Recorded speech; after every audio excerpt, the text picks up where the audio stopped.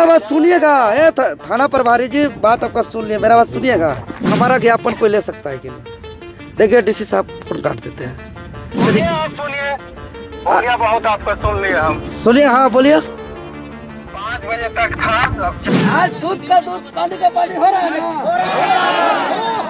विधायक का चेहरा सामने आ रहा है, सांसद का चेहरा सामने आ रहा है, थाना प्रभारी का चेहरा सामने आ रहा है, डीसी साहब का चेहरा सामने आ रहा है। हाँ डीसी महोदय जी, जोहार सर। सर बताइए, लोकतंत्र खत्म हो चुका है क्या? बताइए, हमारा फंडामेंटल राइट है, मौलिक अधिकार है, पूर्व सूचना दे करके आए हैं, दिन भर शांतिपूर्ण धरना पे हैं। इतना मुनासिब नहीं समझ रहा है इंडाल्को कि हम लोग से वार्ता भी करे, ज्ञापन भी ले। अभी हम लोग इनका कार्यालय तक आए कि भाई यहाँ आके दे देंगे, तो यहाँ पे बताइए खनन चल रहा है, यहाँ काटा काम चल रहा है, वार्ता नहीं कर रहा है महोदय। आप ही एक उम्मीद है, सहारा है, थोड़ा सा बात करके हम लोग को बताइए। पब्लिक बहुत उग्र हो रहे हैं, बहुत आक्रोशित हो रहे हैं, बताइए। सुनो एक मेरी बात। जी जी, दो चीजें, आप ज्ञापन हिंडाल्को को देना चाहते हैं? जी जी बिल्कुल। दूसरा, आपका किसी प्रशासन से आउटरीच किया आपने? सब क्या हुआ, सूचना दिया हुआ, परमिशन है आज। क्या, किसको सूचना दी है? आपका जो एसडीएम महोदय को दिया, जो लॉ एंड ऑर्डर का प्रमुख है क्षेत्र के। चिट्ठी भेजिए जो आपको हाँ परमिशन जी मिला था। जी, तुरंत चिट्ठी भेजते हैं जी, चिट्ठी भेजते हैं। और महोदय मान के चलिए आपको। अरे सुनो पहले सुन लो मेरी बात भाई, तुमने सुन लिया तुम्हारी बात। दूसरी, आप धरना पे बैठे, अब आप चाहते हैं कि मैं हिंडाल्को को फोर्स करूं कि आपका वो आके ले?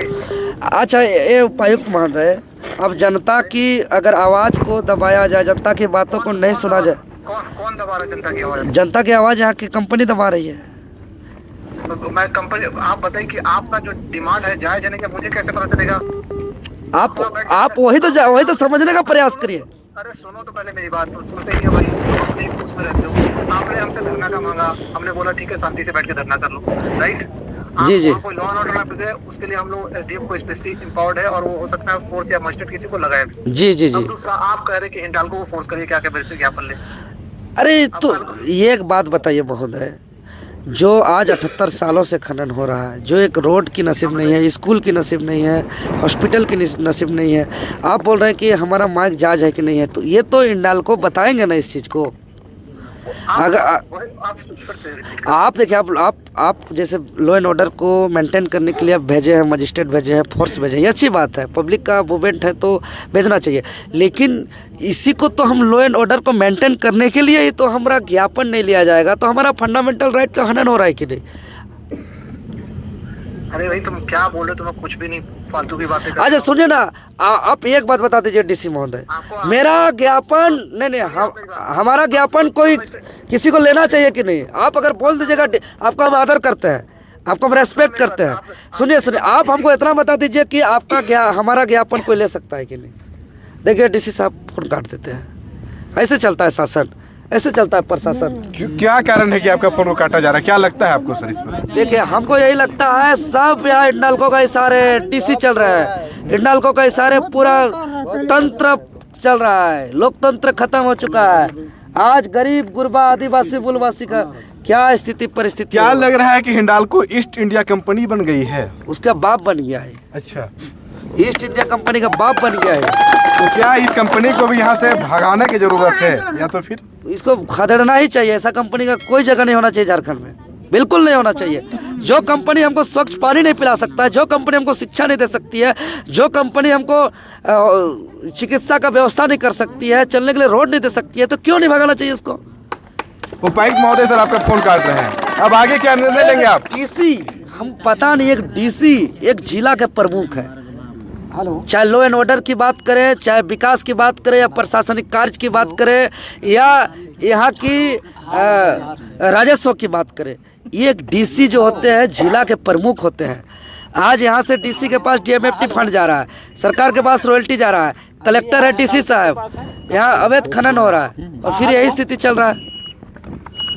सबकी संलिप्तता है सर, पूरा स्पष्ट लग रहा है आपको। तो अब फोन क्यों काटा जा रहा है? वो साफ बोल रहे हैं कि हम जनता के हित में नहीं बोल सकते हैं कंपनी को।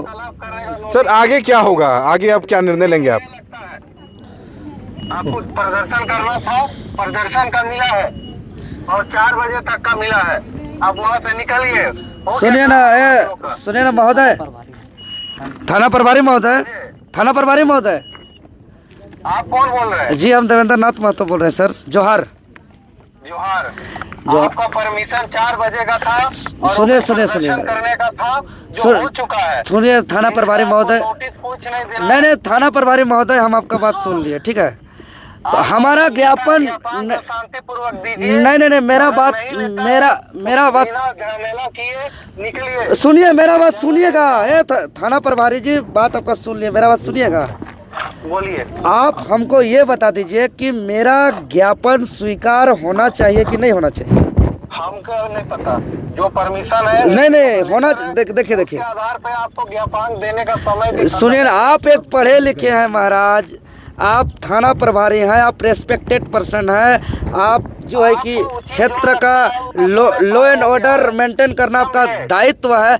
आप जनता, पहली बात तो जनता से इस तरीके। आप सुनिए, हो गया बहुत, आपका सुन लिया हम। सुनिए, हाँ बोलिए। 5 बजे तक था, अब 4 बजे तक का परमिशन था। अब उस दरमियान जो करना था कर लेना था।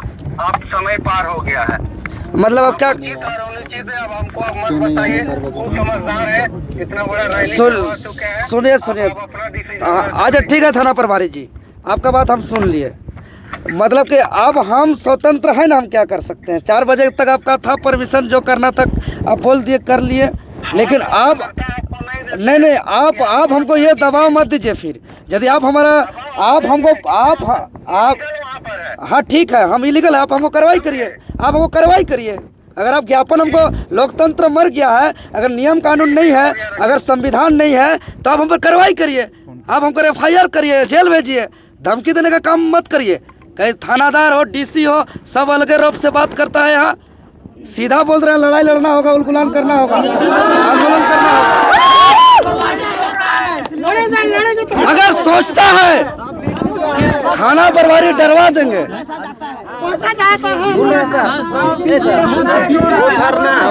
थाना प्रभारी सब वैसे ही है, रहने दीजिए।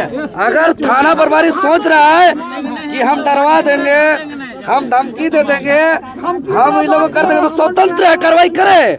हम तो थाना प्रभारी को मुंह में बोल दिए, जाइए केस करिए, जाइए जेल भेजिए, जाइए धारा लगाना लगाइए। लेकिन मेरा फंडामेंटल राइट हमको कोई नहीं छीन सकता है। मेरा फंडामेंटल राइट, संविधान का अधिकार कोई नहीं छीन सकता है। नहीं तो यहाँ आकर के वो करे जो करना है। पहले से धमकी दे रहा है हम लोग तब पहले से धमकी देते आ रहा है सर। इधर कल रिटायर होंगे ये लोग हम लोग को चलाने का काम न करे। ये आदिवासी मूलवासी अपने हिसाब से चलने का काम करेंगे। सुनना नहीं तो है? आज दूध का दूध, पानी का पानी हो रहा है ना। विधायक का चेहरा सामने आ रहा है, सांसद का चेहरा सामने आ रहा है, थाना प्रभारी का चेहरा सामने आ रहा है, DC साहब का चेहरा सामने आ रहा है। और आप लोग को बोलता है कि यहाँ कोई आदिवासी है, तो कोई महतो है, तो कोई फल्ला है, तो कोई ढेकना है। बताइए कि कैसे बांटने का काम करता है। अगर एकजुट रखना है तो हमारे शोषण के खिलाफ लड़िए, शोषण के साथ खड़ा रहिए, तब समझेंगे। या जाति के आधार पर नहीं बांटेंगे, या धर्म के आधार पर नहीं बांटेंगे। हम सब एक हैं।